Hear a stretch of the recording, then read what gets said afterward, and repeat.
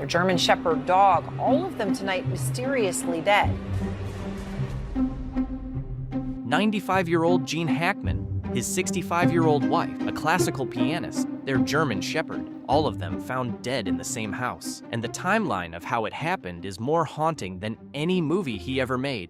On February 26, 2025, two maintenance workers walked up to the front gate of a Santa Fe home that had been quiet for too long. They could not raise anyone inside. They called the sheriff. When deputies finally got through the door, they found Gene Hackman in the entryway. They found Betsy Arakawa in a bathroom on the other side of the house. They found one of the couple's dogs dead in a crate near her body. And then the medical examiner started piecing together what had happened in that house. In the days before anyone knew anything was wrong, what she found is the part that doesn't leave you. This is not a Hollywood mystery. There was no foul play. There was no cover-up.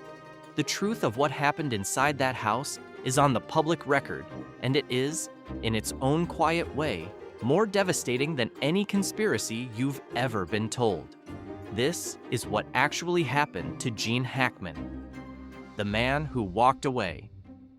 Gene Hackman was born in 1930 in San Bernardino, California. He grew up in Illinois in a family that fell apart early. His father walked out when Hackman was 13, and Hackman saw it happen. His father's hand raised in a wave from a car driving away.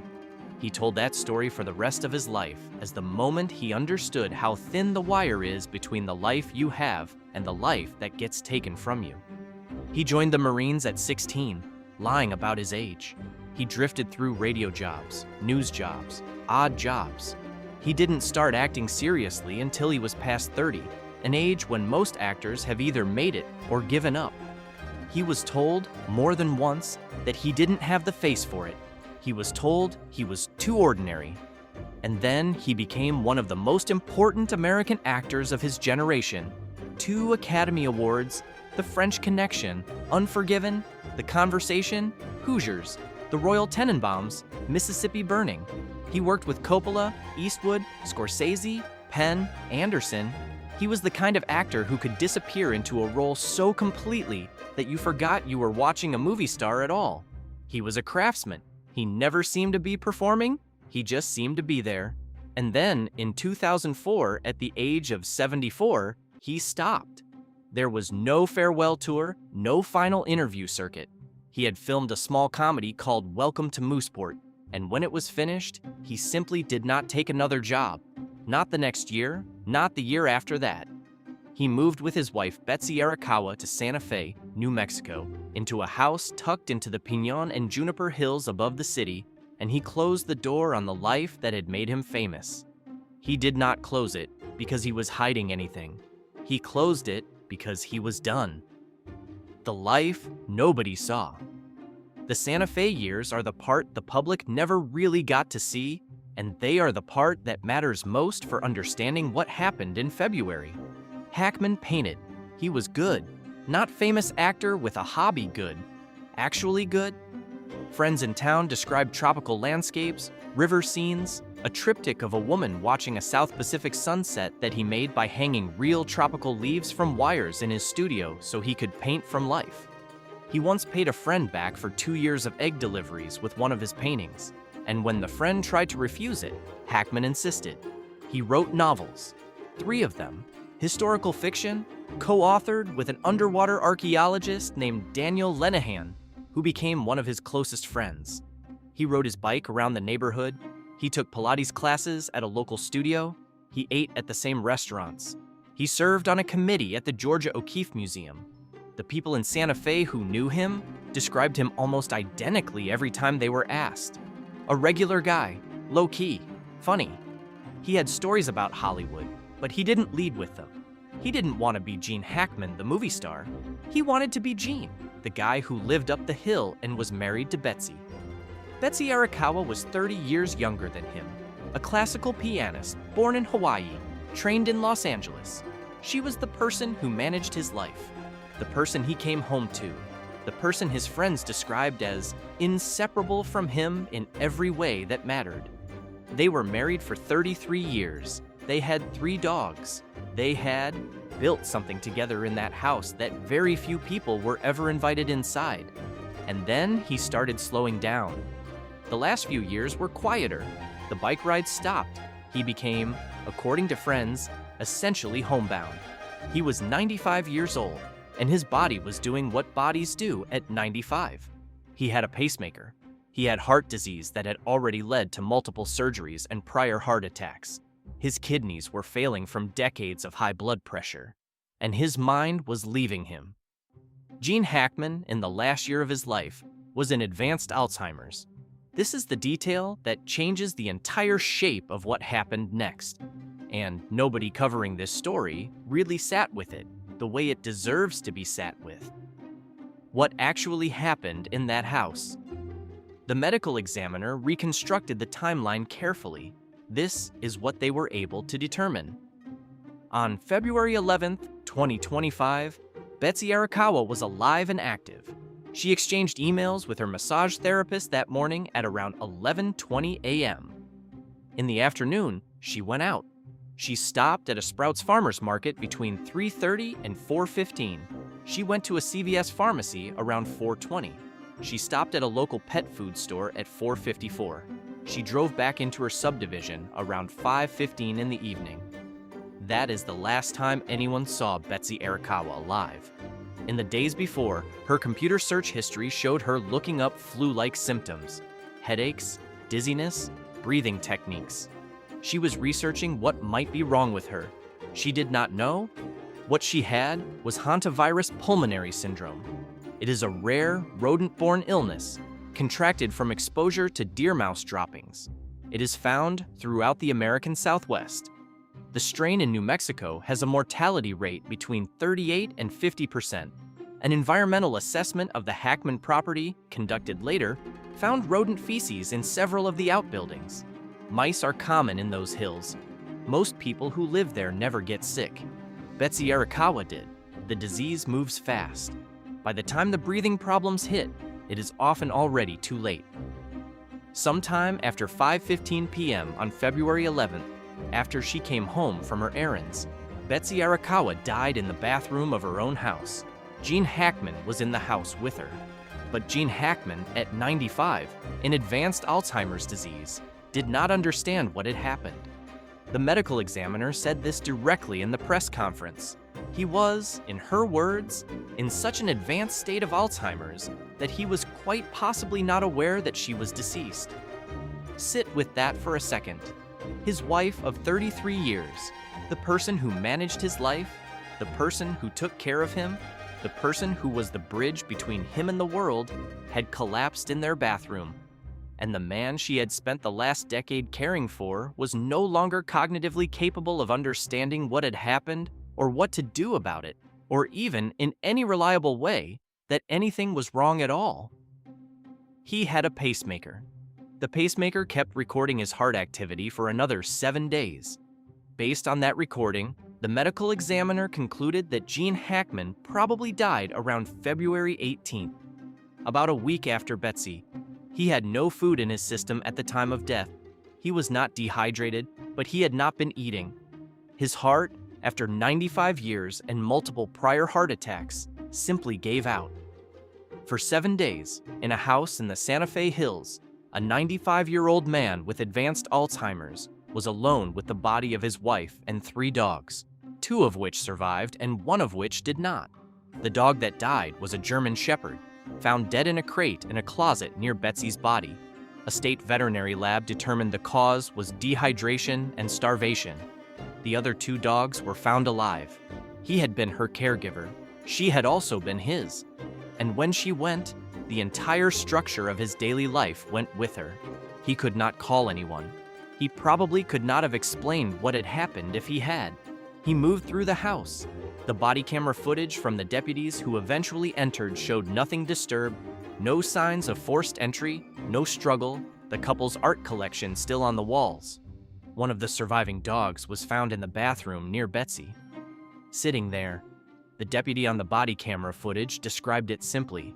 She was guarding her. The quietest kind of horror. This is the part of the story that nobody wants to put into words, because There is no comfortable way to put it into words. The maintenance workers who found them on February 26th had not seen the couple in some time. They came to check. They could not raise anyone. They called the sheriff. By the time deputies entered the house, both bodies showed signs of decomposition. There was mummification of Betsy's hands and feet. Hackman's body showed similar signs. The bodies had been there long enough that what they tell you about how the deaths unfolded is not theoretical anymore. It is forensic. Deputies initially did not understand what they were looking at. The two bodies were in completely different parts of the house. There was an open prescription bottle near Betsy. The pills turned out to be thyroid medication, taken as prescribed, not a factor.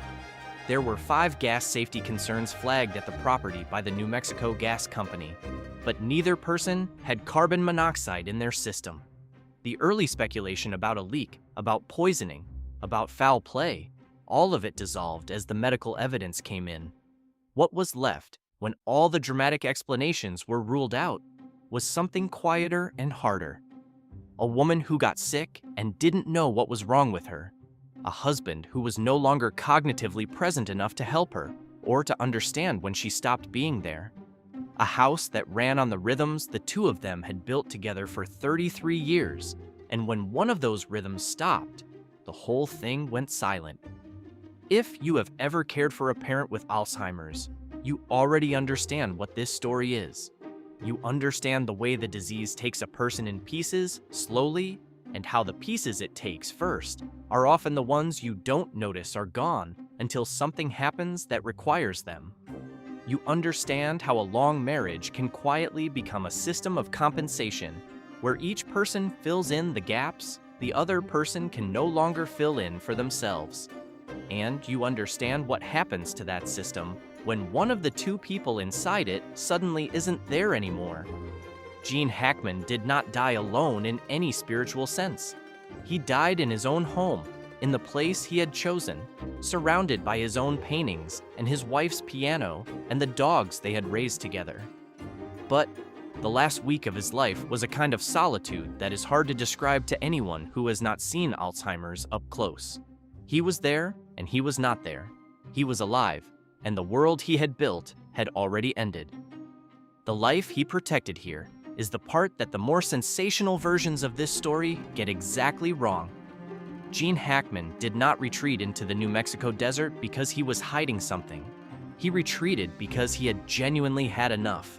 He had spent 40 years being looked at, talked about, photographed, asked to perform. He was not running from a secret.